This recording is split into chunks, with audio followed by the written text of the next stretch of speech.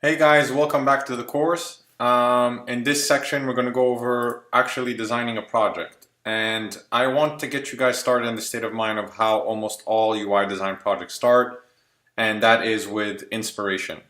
Meaning sometimes, usually a client will send you something and let's say he wants you to design a home page.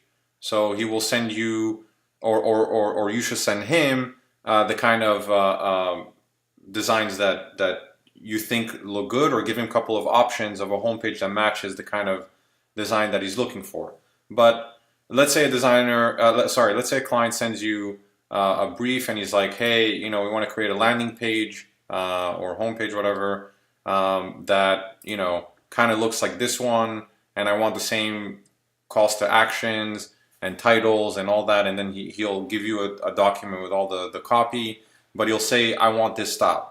Okay, so what you do is you start copying this style, and how, and let me show you how you start doing that.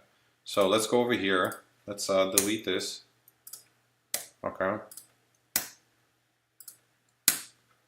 and let's get started. Now you can enlarge the Figma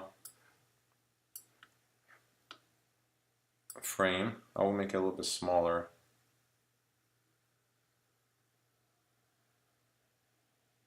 Okay.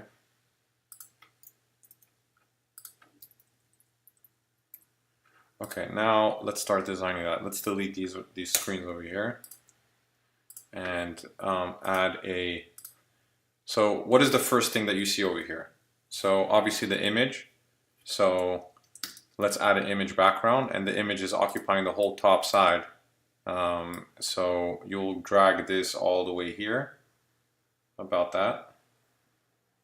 And now let's look for an image that more or less is the same as these mountains. So remember, Unsplash, best website for that. You will always find any image you're looking for.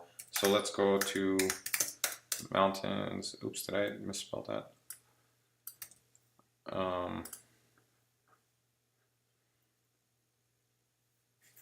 Yeah, I misspelled that.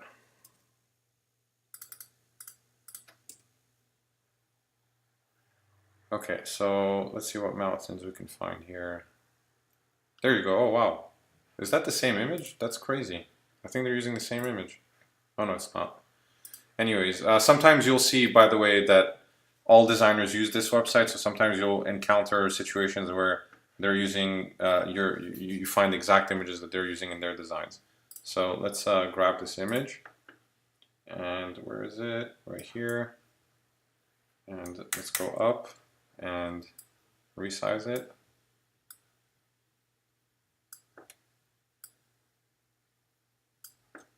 Okay, let's do the masking.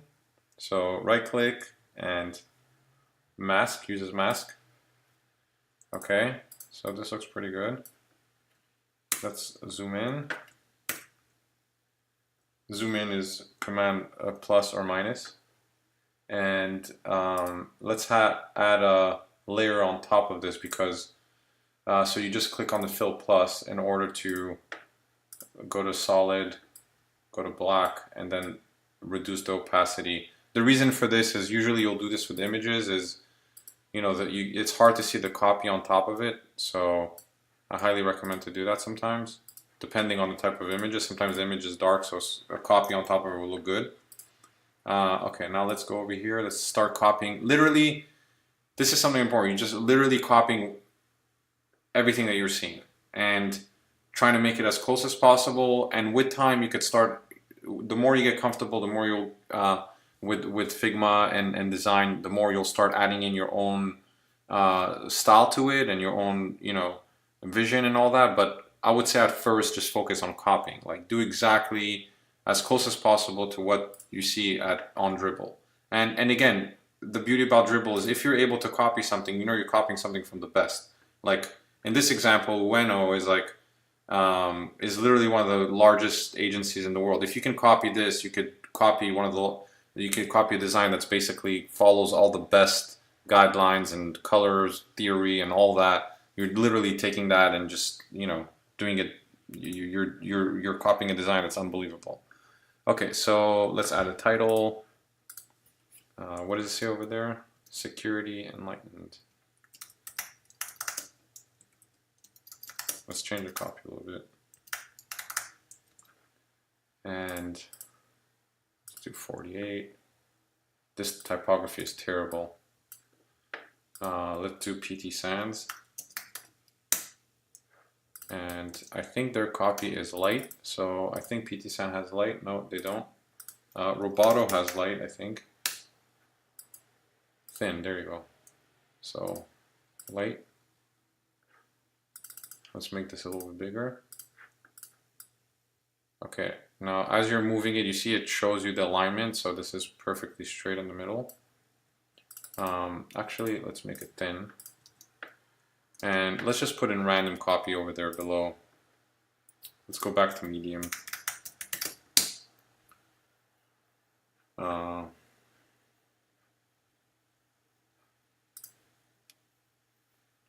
Here, let's just take this over here.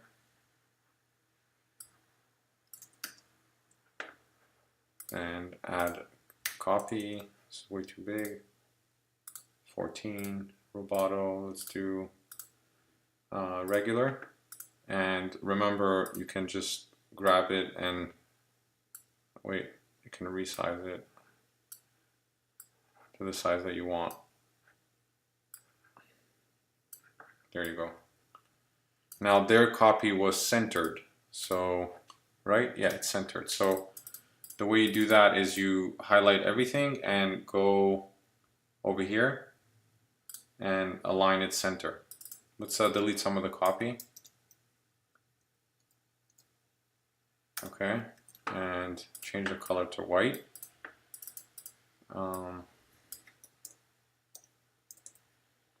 There you go. And then put it in the center.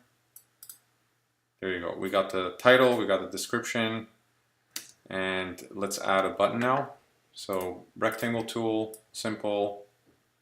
Right here, let's make a thin one. 132 by, let's go by 184. Center it. Let's make ours different than theirs. We'll try to, right here, you know what? Let's add a little bit of radius, just 4. Okay. Let's add a drop shadow. And let's go with the example like before. We'll do blur 30 and coordinates. Let's keep it at 6. And let's go with 40 so that you can emphasize it and you see it looks really cool. Now remember, to steal the color of that design, you're gonna there's different color picker apps you can see on the App Store, and if you have Windows, I'm sure there's as well some color picker tools you can use. But it's pretty important because you can actually steal the color of something specific. Or if you don't have a color picker, you can use it over here. So you see it shows you the actual color if you hover it. So I will just use this example in this case. Here, it's 1.5, you copy that, go over here, and that's it, you got that. Hold on, let's make sure it's centered. Let's add text on top of it. Sign up.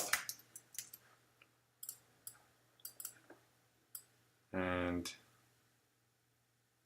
center it. Another way of centering things is highlighting both elements, going over here, and align horizontal center. You see how it aligns it? Or align it to the left, or align it to the right.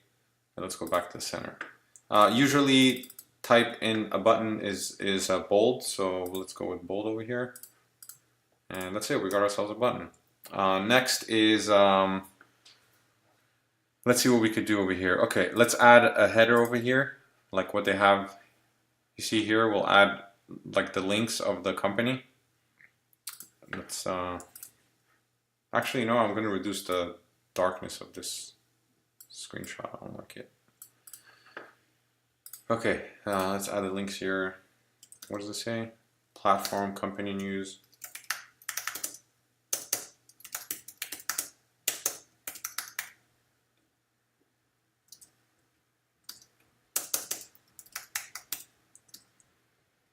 and then more. Oops. That's it. Let's make it all caps. So you can go over here and make it caps like they have. And let's reduce the size and make it medium. I think that's what they have. And change the color to white.